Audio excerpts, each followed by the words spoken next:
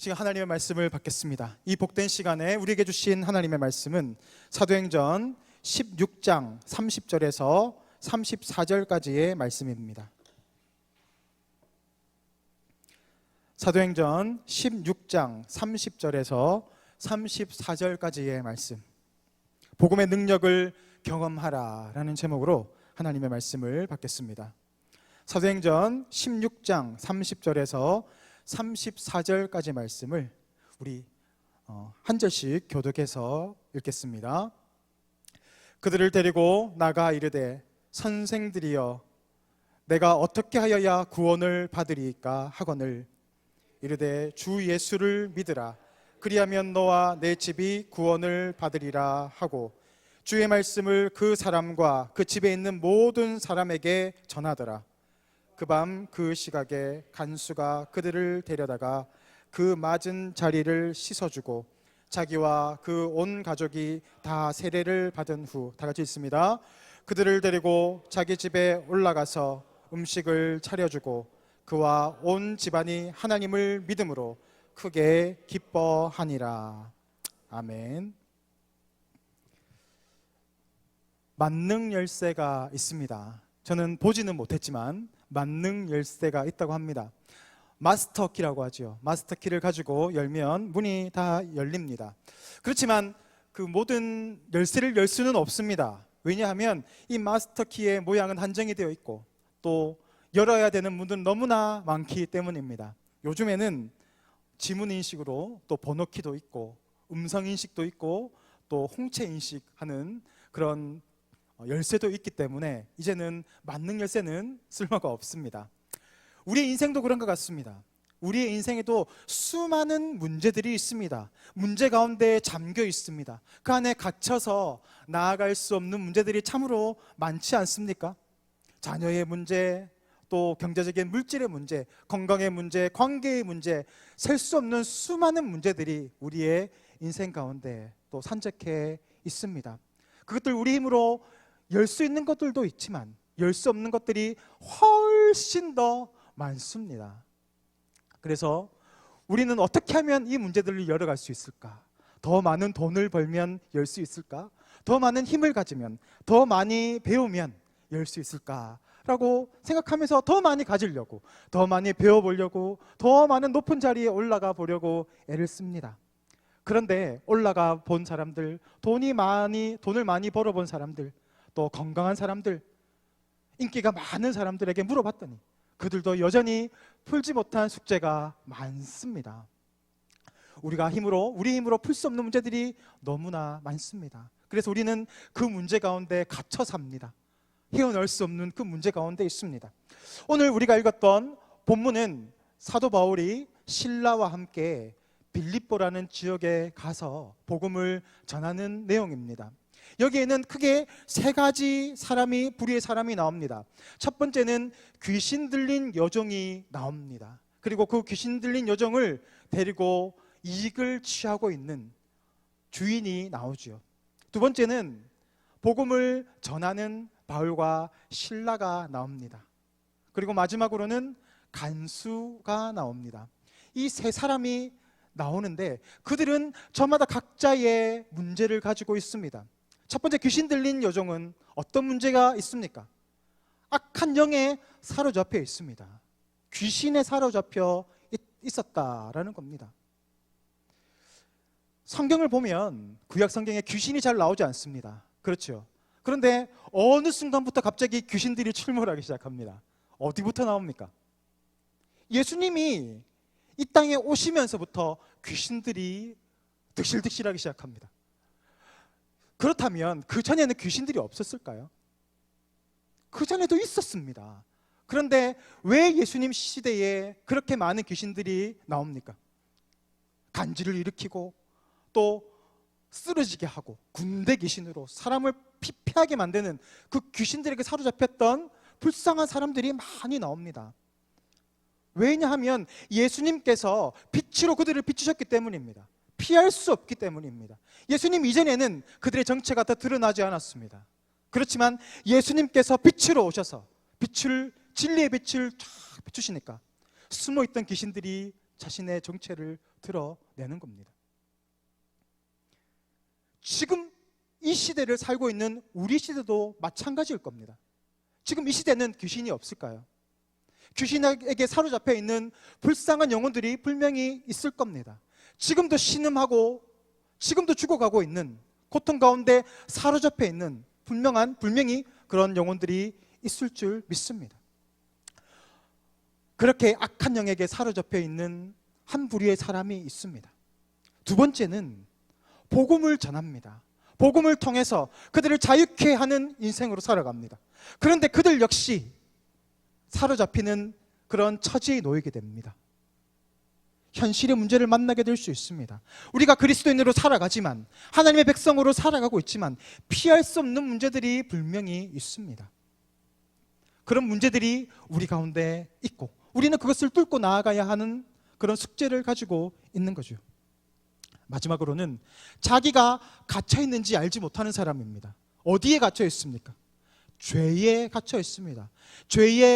죄와 사망에 갇혀 있는 인생.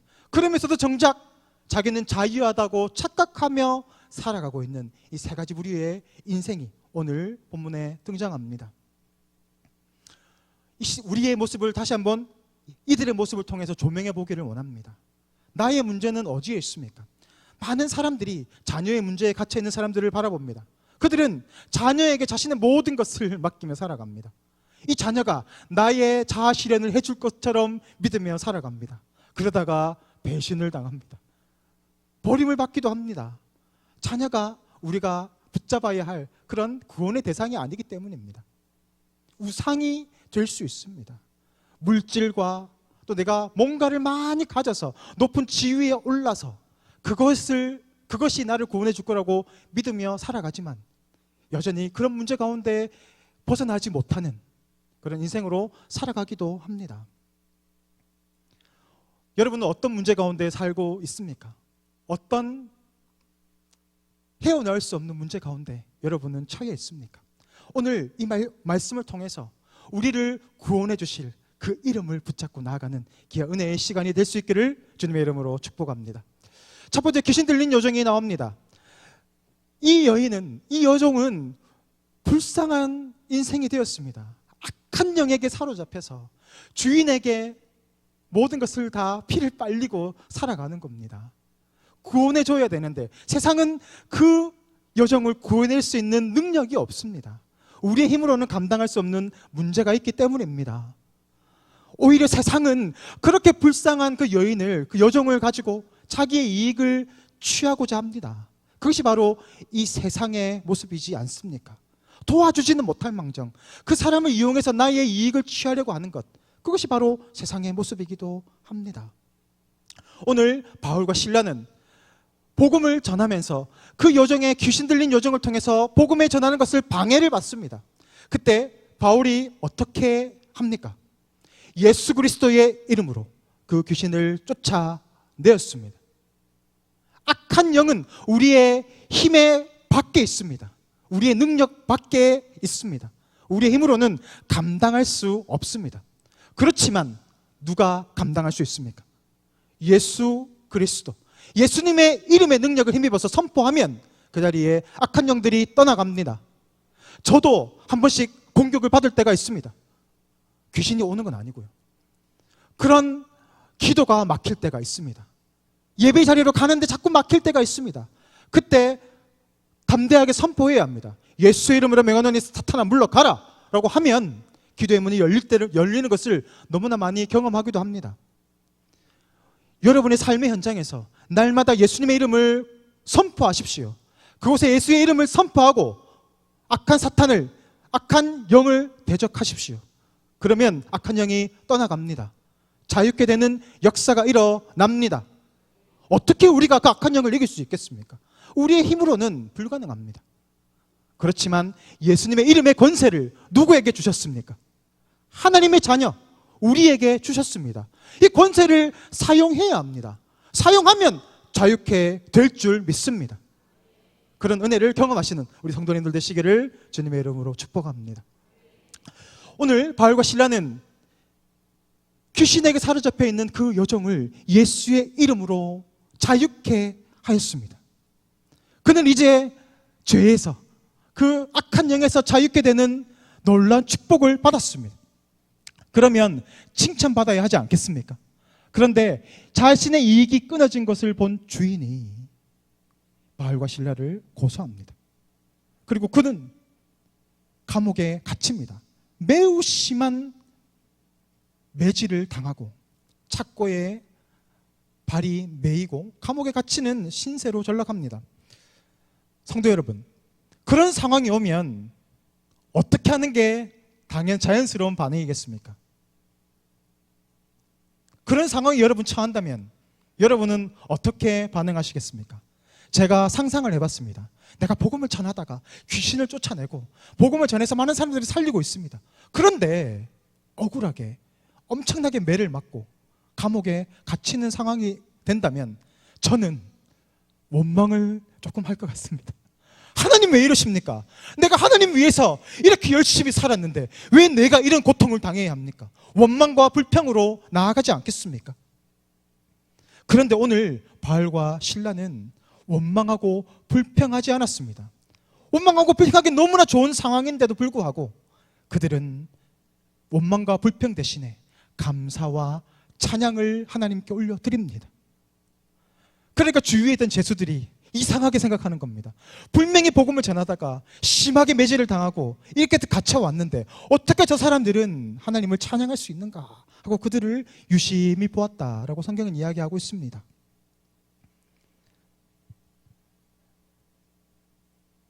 수도원과 감옥의 차이가 뭘까요? 둘 다 갇혀 있습니다. 그런데 차이점이 있습니다. 한 곳에는 찬양과 감사와 예배가 있습니다. 어디지요? 수도원이 그렇습니다. 그렇지만 감옥은 원망과 불평이 있습니다. 억울함이 있습니다. 감옥에 가서 물어보면 99%는 자기가 죄가 없다고 이야기합니다. 저는 억울합니다. 저는 죄가 없습니다. 저보다 더 죄 많이 지었는 사람들도 있는데 저만 잡혀왔습니다. 다 그렇게 얘기합니다. 억울하고 원망이 있는 곳이 감옥입니다. 반대로 수도원이라 할지라도 그곳에 억울함과 원망과 불평이 있으면 그곳이 수도원일까요? 아닙니다. 그곳은 감옥이 될 겁니다. 반대로 감옥이지만 그곳에 하나님을 찬양하고 예배하고 기도하는 자리가 된다면 그곳이 어떤 곳이 될까요? 예배의 처소가 되는 겁니다. 그곳에 하나님이 임재하신다는 것입니다. 하나님을 찾고 하나님을 부르고 하나님을 예배하는 그곳에 하나님이 임재하십니다. 오늘 바울과 실라는 억울한 일을 당했지만 그곳에서 하나님을 예배하고 하나님을 찬양하는 곳으로 그 감옥을 만들어버렸습니다. 변화시켜 버렸습니다. 그때 어떤 일들이 일어납니까? 하나님께서 그곳에 임재하셨습니다. 어떻게 알 수 있습니까? 하나님이 임재하시니까 그곳에 지진이 일어나기 시작하고 그들이 묶여있던 착고가 풀려지기 시작합니다. 감옥의 문이 열려지기 시작하는 것입니다. 하나님이 임하시는 곳에는 자유함이 있습니다. 고린도후서 3장 17절 말씀 우리 다 같이 읽겠습니다. 고린도후서 3장 17절 말씀입니다. 시작. 주의 영이 있는 곳에 자유함이 있느니라. 주의 영이 있는 곳에 무엇이 있습니까? 자유함이 있습니다. 하나님이 임재하시는 곳에, 성령께서 임재하시는 곳에는 자유함이 있습니다. 귀신이 떠나가고 그 원망과 불평의 자리가 변화되어서 하나님의 예배 처소로 바뀌어질 때 그곳에 자유함이 일어난다라는 것입니다. 억울한 일이 있습니다. 감당하지 못할 문제가 있습니다. 현실의 문제들이 있습니다. 관계의 문제들이 있습니다. 나는 상처가 많습니다. 아픔이 많습니다. 그래서 감정을 건드리면 쉽게 폭발합니다. 여러분을 건드리면 폭발하는 부분들이 있지 않습니까? 우리는 거기에 늘 갇혀 삽니다. 그래서 언제 폭발할지 모르는 시한폭탄처럼 살아갑니다. 저는 성도님을 바라볼 때 이분은 어떤 시한폭탄을 가지고 있을까 봅니다. 그리고 잘못 건드리면 큰일 납니다. 난리가 납니다. 상처가 있는 거죠. 거기에 갇혀 있는 겁니다. 그래서 거기를 건드리면 싸움이 일어나고 분란이 일어납니다. 그런데 바로 그런 곳이라 할지라도, 아픔이 있고 상처가 있는 그런 곳이라 할지라도 성령께서 임하시면, 하나님이 그곳에 임하시면 자유함이 있습니다. 회복이 있다 이겁니다. 어떻게 할 때요? 우리가 하나님을 예배할 때, 믿음으로 나아갈 때, 예수 이름을 선포할 때 그곳에 자유함이 있습니다. 여러분의 상처의 자리에, 여러분이 갇혀있는, 여러분을 가둬두고 있는 그 자리에 피하지 마시고 원망과 불평으로 나아가는 것이 아니라 예수의 이름을 선포하며 예배 처소로 하나님을 부르고 하나님의 임재를 구하는 그 자리에 하나님이 온전케 하시고 자유케 하시는 놀라운 역사가 일어날 줄 믿습니다. 성경에 보면 수많은 인물들이 있습니다. 제가 몇 사람만 소개를 하겠습니다. 공통점이 무엇인지를 한번 맞춰보십시오. 첫 번째는 부자 청년입니다. 이 청년은 돈을 많이 벌었습니다.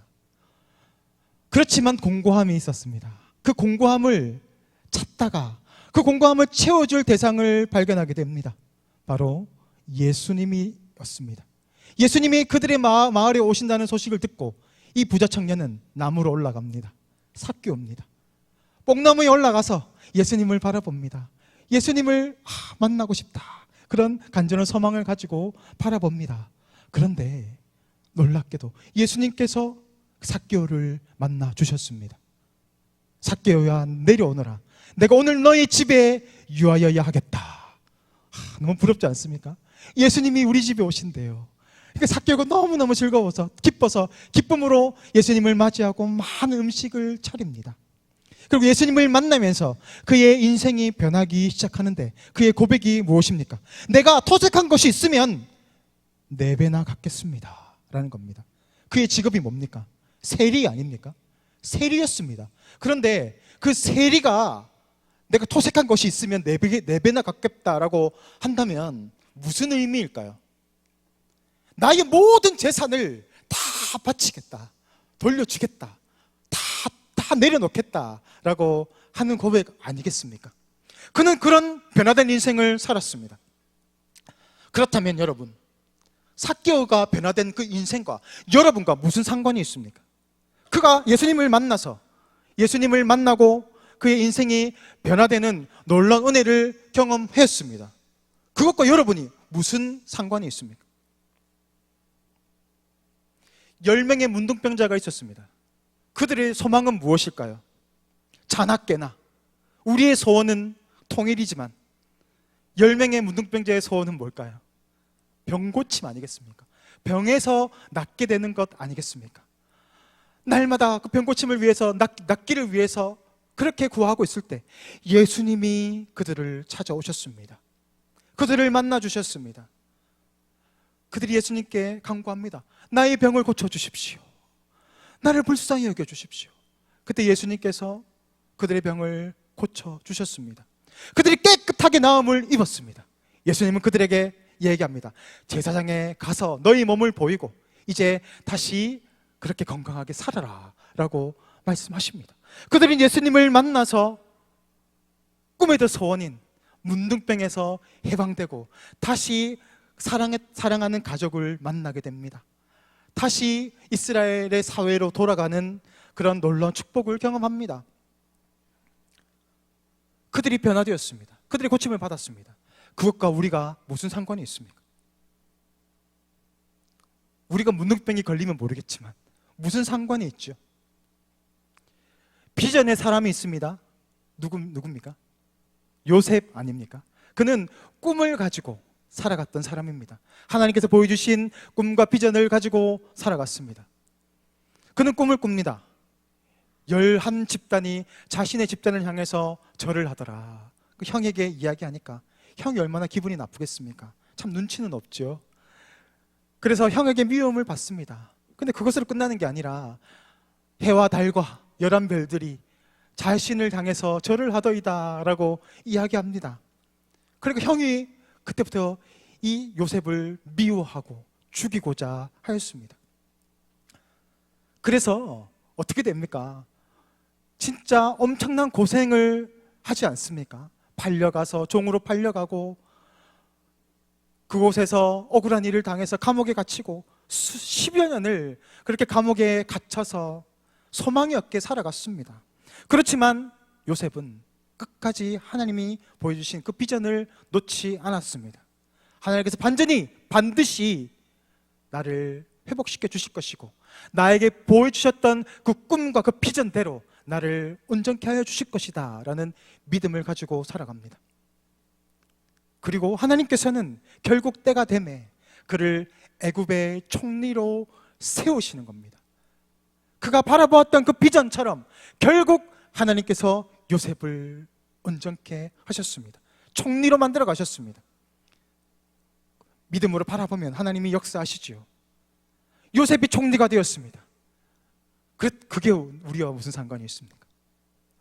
마지막으로 마가의 다락방에 120명의 성도들이 모입니다. 그곳에서 예수님께서 말씀하신 것처럼 성령을 기다리라고 하였고 그들은 성령을 간절히 구합니다. 성령을 간절히 구할 때 오순절이 이르렀을 때 성령이 급한 바람같이 임하면서 불이 혀같이 각 사람의 머리에 임하였다. 그리고 그들에게 놀라운 변화가 일어납니다. 방언이 터진 겁니다. 하늘의 놀라운 비밀을 이야기하기 시작합니다. 사람들이 듣기 시작합니다. 이게 어찌된 일이냐? 내가 살던 지역의 그 말들이 들리는 것은 어떻게 된 일이냐? 각 지방에 있었던 그 사람들이 자신의 말로 그들의 말을 듣기 시작했던 것입니다. 어떻게 이런 일이 일어날 수 있었을까요? 방언의 역사가 터지기도 했지만 원어를 자세히 살펴보면 이렇습니다. 방언의 역사가 터졌습니다. 그와 동시에 통변의 역사도 터진 겁니다. 성령이 임하시니까 말하는 자나 듣는 자가 같이 한 언어로 통일되게 된 겁니다. 창세기 11장을 보면 바벨탑 사건이 나오죠. 니무롯을 중심으로 해서 사람들이 탑을 쌓기 시작합니다. 노아의 홍수를 경험하면서 이제는 우리가 흩어짐을 면하자, 하나님의 그 심판에서 우리가 벗어나 보자 하고 높은 바벨탑을 쐈습니다. 그렇게 쌓아갑니다. 그러니까 하나님께서 천사들을 데리고 그들에게 내려오시면서 그들의 언어를 흩어버렸지 않습니까? 그때부터 비극이 시작된 거죠. 우리는 영어를 배워야 하고 중국어를 배워야 하고 일본어를 배워야 합니다. 저주입니다. 언어가 흩어진 것은 저주입니다. 그런데 이 저주가 풀린 사건이 어디에서 일어납니까? 바로 마가의 다락방에 성령의 임재 가운데서 그 언어들이 하나로 통일되어지는 놀라운 역사가 일어났습니다. 한 언어로 그들이 말하는 것을 말하고 듣게 되는 것입니다. 4가지 이야기를 드렸습니다. 어떤 공통점이 있습니까? 더 나아가야 하는 공통점이 있습니다. 뒷이야기가 있다 이 말입니다. 삭개오는 내가 토색한 것을 4배나 갚겠습니다 라고 이야기했습니다. 삶이 변화되었습니다. 그렇지만 거기에서 끝나면 안 됩니다. 거기에서 끝난다면 다른 종교도 그런 일들이 너무나 많습니다. 자신의 것을 내려놓는 사람들, 다 퍼주는 사람 너무나 많습니다. 그런데 기독교는 한 가지가 더 있습니다. 그게 무엇입니까? 예수님께서 삭개오에게 말씀하십니다. 이 집에 구원이 임하였다. 구원이 그 집 가운데 임한 것입니다. 하나님의 백성으로 살아가는 놀라운 특권이 그 가운데 임한 것입니다. 10명의 문둥병자 중에 한 사람만이 다시 돌아옵니다. 그도 고침을 받았습니다. 하나님께 나아옵니다. 그리고 영광을 돌리며 하나님께 감사의 찬양을 올려드립니다. 그게 무엇을 의미합니까? 영광을 올려드리고 감사의 찬양을 올려드렸다. 예수님의 반응을 보면 그것이 무엇인지 알 수 있습니다. 그들을 향해서 예수님 말씀하십니다. 너의 믿음이 너를 구원하였다. 돌아온 그 한 사람의 문둥병자의 반응이 무엇입니까? 믿음이었다라는 겁니다. 무엇을 믿었다는 거죠? 예수님이 그리스도, 메시아 되심, 하나님의 아들 되심을 믿었다라는 것입니다. 하나님을 믿었을 때 그 가운데 구원이 임하였다라는 거죠. 요셉은 어떻습니까? 총리가 되었습니다. 과연 꿈대로 총리가 되었습니다. 거기에서 끝난다면 이 이야기는 반쪽짜리 이야기밖에 되지 않습니다. 하나님의 계획은 무엇입니까? 이스라엘 백성들을 이 요셉을 통하여서 야곱의 가족을 애굽의 고센 땅으로 이주시키는 겁니다. 그곳에서 아브라함에게 약속하셨던 그 언약을 이루어 가시고자 하시는 하나님의 그림이 있습니다. 그곳에서 이스라엘 민족이 일어나게 되는 것입니다. 430년을 지나는 동안 그들은 강력한 하나의 민족으로 다시 태어나게 됩니다. 아브라함에게 약속하셨던 셀 수 없는 모래와 같은 그 자손들이 바로 이 요셉이라는 한 사람의 꿈을 통해서 일어나게 된 것입니다. 구원이 임하게 되는 겁니다. 그들 통해서 애굽 출애굽을 하시고 홍해를 건너서 광야를 건너서 약속의 땅 가나안으로 이끌어 가시는 것, 그것이 바로 하나님의 계획입니다. 성령이 임합니다. 통역이 일어나고 통변의 역사가 일어납니다. 와, 놀라운 일들이 일어나는구나. 하나님이 성령께서 임하시니까 놀라운 은사들이 일어나는구나. 지식의 역사, 지혜의 역사, 믿음의 역사, 병 고침의 역사, 방언의 역사, 통역의 역사, 영분별의 역사들이 일어나기 시작하는 겁니다. 그게 바로 성령의 은사입니다. 그런 은사가 일어났습니다. 우리는 거기에 집중합니다. 그렇지만 그곳에 있던 사람들은 이렇게 고백합니다. 어떻게 말이 하나로 통일이 될 수 있는가가 아니라 우리가 봐야 하는 것은 이겁니다. 바로 하나님의 큰 일을 듣게 되었다라는 겁니다. 하나님의 큰 일, 하나님의 큰 일이 무엇입니까? 성령이 임하시고 그들이 깨닫게 되는 것이 있습니다. 하나님의 큰 일을 듣게 되었습니다. 바로 하나님의 큰 일은 예수님께서 이 땅에 우리의 죄를 위해서 오셨고 우리의 죄를 짊어지시고 십자가에 죽으시고 부활하셔서 이제는 성령을 통하여서 그 구원의 은혜가 우리 가운데 임하였고 온 열방 가운데 임하게 되는 것, 그것이 바로 하나님의 큰 일입니다. 우리가 바라보아야 하는 것이 여기까지인 겁니다. 우리는 현상에만 만족합니다. 뭔가를 얻으면 좋습니다. 물질을 얻으면 축복이라고 생각합니다. 좋은 학교에 들어가면 축복이라고 생각합니다. 건강이 있으면, 좋은 재능을 받으면 축복이라고 생각합니다. 그러나 그것이 흘러가지 않는다면, 그것이 더 진행되지 않는다면 그것은 분명한 저주입니다. 왜 한국교회가 힘을 잃어버렸습니까? 복음의 능력을 잃어버렸습니까? 한국교회가 복음을 받아들였을 때 한국교회는 강력한 믿음을 가지고 강력한 역사와 은혜를 경험하였습니다. 강력한 축복을 경험하였습니다. 그런데 그 은혜가 흘러가지 않게 되니까 정체되고 썩어져 버린 겁니다. 교회가 더 많은 성도들을 모아서 자신의 힘을 과시하려고 합니다. 교회가 넓어지면 부흥하는 교회라고 생각합니다. 부흥하는 교회가 그런 곳입니까? 사람이 많은 모인 곳이 부흥하는 교회입니까? 아닙니다, 여러분. 성경이 말하는 부흥하는 교회는 나의 죄악을 깨닫고 내가 얼마나 소망 없는 자임을 깨닫고 주님 나는 죄인입니다, 주님 나는 불쌍히 여겨주십시오 하고 통곡하는 교회가 부흥하는 교회입니다. 그런 사람들이 모인 곳이 교회고 그런 사람들이 기도할 때 회개의 역사가 일어나고 사람들이 몰려드는 것이지, 우리는 많은 사람들이 모이면 그것이 부흥이라고 생각합니다. 그렇지 않습니다. 그것은 저주입니다. 회개하는 사람이 없다면, 말씀대로 복음대로 살아가는 사람이 없다면 그것은 교회가 아닙니다. 오늘 우리 동부교회가 그런 부흥의 은혜가, 부흥의 역사가 일어나기를 원합니다. 내 죄를 바라보고 주님 나는 죄인입니다, 나는 소망이 없습니다, 나를 불쌍히 여겨달라고, 나를 구원해달라고 하는 그런 통곡이 있는 교회가 되기를 주님의 이름으로 축원합니다. 오늘 바알과 실라는 자신이 갇혀있는 그곳에서 하나님께 부르짖고 하나님을 찬양하고 하나님께 영광을 올려드립니다. 그때 하나님이 임하시고 그들을 묶고 있던 모든 착고들이 다 풀리고 감옥의 문이 열렸습니다. 자유함이 일어난 것입니다. 거기가 끝입니까? 야, 내가 원망 안 하고 감사했더니 모든 저주가 풀리는구나. 맞습니다. 그러나 그것은 과정입니다. 뭐가 있습니까? 뭐가 더 있어야 됩니까?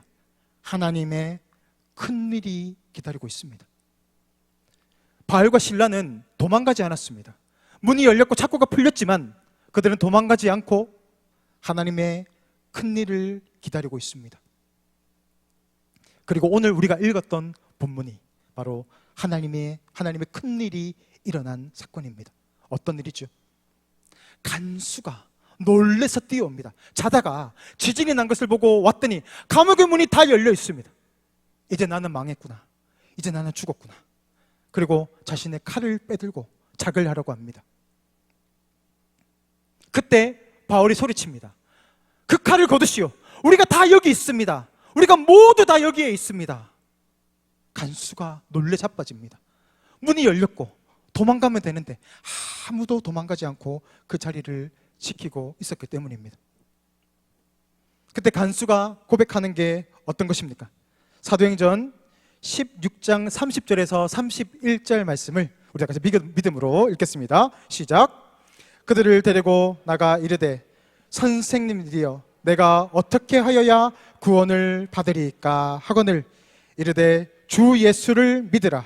그리하면 너와 내 집이 구원을 받으리라 하고. 간수의 고백이 무엇입니까? 자신은 자유한 사람인 줄 알았습니다. 자신은 갇힌 사람들을 관리하는 자유맨이라고 생각했습니다. 그런데 그것이 아니라는 것을 알게 됩니다. 갇혀있는 바울과 실라가 아니라 정작 내가 갇혀있구나. 나는 소망이 없구나. 왜요? 그래서 나를 구원해달라고 요청하고 있는 것 아닙니까? 내가 갇혀있군. 내가 갇혀있습니다. 어떻게 해야 내가 이 갇힘에서 자유케 될 수 있습니까? 어떻게 내가 회복될 수 있습니까? 라고 묻고 있는 거예요. 그는 죄의 종로를 타고 있었습니다. 죄의 삭은 무엇입니까? 사망입니다. 그가 어떻게 하려고 하죠? 죄에 갇혀 있을 때, 죄 가운데서 해결할 방법이 없을 때 그는 칼을 들고 죽음으로 나아가려고 하고 있지 않습니까? 죄의 삭은 사망을 보여주고 있습니다. 그는 죽을 수밖에 없는 인생을 살았습니다. 그런데 빛을 발견합니다. 어떻게 해야 내가 구원을 받을 수 있습니까? 바울과 실라의 모습을 보고 그는 구원의 빗줄기를 발견한 것입니다. 그때 바울이 이렇게 얘기하는 겁니다. 주 예수를 믿으라. 그리하면 너와 내 집이 죄와 사망에서 네가 갇혀있는 그 많은 문제 가운데에서 자유케 되리라. 우리가 감당할 수 없는 수많은 문제 가운데 봉착해 있습니다. 감당할 수 없는 문제 가운데 있습니다. 아무리 노력해도 벗어날 수 없는 문제들이 있습니다. 저는 제 자신을 바라봤을 때 조그만 상자 안에 갇혀 있는 것 같았습니다. 아무리 서울을 가고 외국을 나가도 내 자신은 조그만 상자 안에 갇혀 있는 것처럼 느껴졌습니다. 그래서 내가 뭔가를 더 가지려고 합니다. 이것을 빼앗기지 않으려고 몸부림쳤습니다. 내 자리를 빼앗기지 않으려고 했고 내가 가지고 있던 특권들을 빼앗기지 않으려고 몸부림치며 살았습니다. 그런데 예수님을 만나고 나서 그것이 아니라는 것을 알게 되었습니다. 더 넓은 세상이 있다는 것을 알게 되었습니다. 하나님을 만나고 예수님을 만나고 나서 저는 그 좁은 상자에서 탈출할 수 있었습니다. 예수님을 통하여서 참된 자유함을 누리게 되었습니다. 그래서 더 많이 가지려고 하지 않습니다. 제 꿈이 있었습니다. 저는 세계적인 인물이 되고 싶었습니다. 역사에 남는 인물이 되고 싶었습니다. 그게 바로 어릴 적부터 제가 꿈꿔왔던 모습이었습니다. 그런데 그 꿈도 다 내려놓았습니다. 왜냐하면 더 영광스럽고 더 광대한 꿈을 발견했기 때문입니다. 예수 그리스도를 통해서 죽어가는 영혼들을 발견하고 그들을 세워 구원으로 이끌어 나가는 것, 이것이 얼마나 영광된 일인 건지를 깨닫게 되면서 저는 저의 꿈을 버렸습니다. 더 잘 살고 더 탁월한 인생으로 살아가고자 하는 제 꿈을 내려놓으니까 저는 자유함을 누리게 되었습니다. 하나님이 주시는 기쁨을 맛보게 되었습니다. 그리고 저는 이 자리에 서서 여러분에게 그것을 전하고 있습니다. 우리가 갇혀있는 내 욕심의 그 자리에서 벗어나오기를 원합니다. 그런데 우리 힘으로 되지 않습니다. 그렇지만 주님께서 우리에게 열쇠를 주셨습니다. 그 열쇠가 뭘까요? 주 예수를 믿는 것. 주님만이 나의 능력이십니다. 주님만이 나의 도움이십니다. 주님만이 나의 하나님이십니다. 우리가 그것을 고백하며 나아가면 하나님께서 어느 순간 우리가 갇혀있던 그 감옥에서, 내가 묶여 있던 그 착고에서 우리를 자유케 하시는 것입니다. 사도행전은 어떤 내용일까요? 한 가지 말씀의 주제가 선포되어지는 내용입니다. 사도행전은 1장 8절 말씀, 예수님께서 승천하시면서 제자들에게 부탁하신 말씀이 있습니다. 오직 성령이 너희에게 임하시면 너희가 권능을 받고 어떻게 합니까? 권능을 받고 열심히 그렇게 탁월하게 살아라? 아닙니다. 성령을 받고 권능을 받아서 증인의 삶을 살아라 라는 겁니다. 그리고 그 증인의 삶을 살기 위해서 어떻게 하라고 합니까? 예루살렘과 온 유대와 사마리아와 땅끝까지 이르러 내 증인이 되어라. 사도행전은 그 내용을 담고 있습니다. 1장 2장에서 마가의 다락방에서 성령이 임하시죠. 성령을 받은 그 120명의 사람들이 복음을 전하기 시작하면서 예루살렘 교회가 세워집니다. 그리고 예루살렘에 있는 많은 사람들이 교회에 몰려들기 시작하면서 그들이 온 유대에 퍼지면서 예수의 복음을 전하기 시작합니다. 그들을 하나님께서 흩어버리십니다. 그러니까 사마리아로 갑니다. 빌립을 통해서 복음이 전해지고 그 빌립을 통해서 국고를 맡은 그 간다게가 복음을 듣고 아프리카에 복음이 전해집니다. 흩어졌던 모든 유대인들이 열방으로 흩어지면서 특별히 바울이라는 한 사람을 통해서 열방 가운데 복음이 선포되어지는 것, 그것이 바로 사도행전의 내용입니다. 성령의 권능을 받고 제자의 삶을 살아가는 이야기, 그것이 바로 사도행전입니다.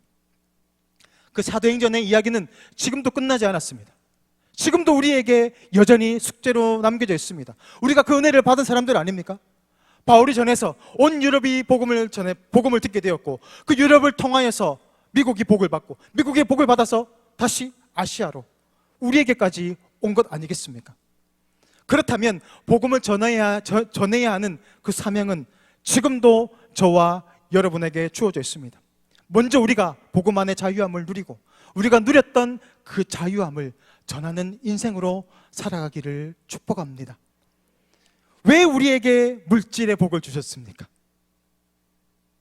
내 혼자 다 먹으라고요? 배만 나옵니다. 살만 찝니다. 성인병만 걸립니다. 흘려보내야 합니다.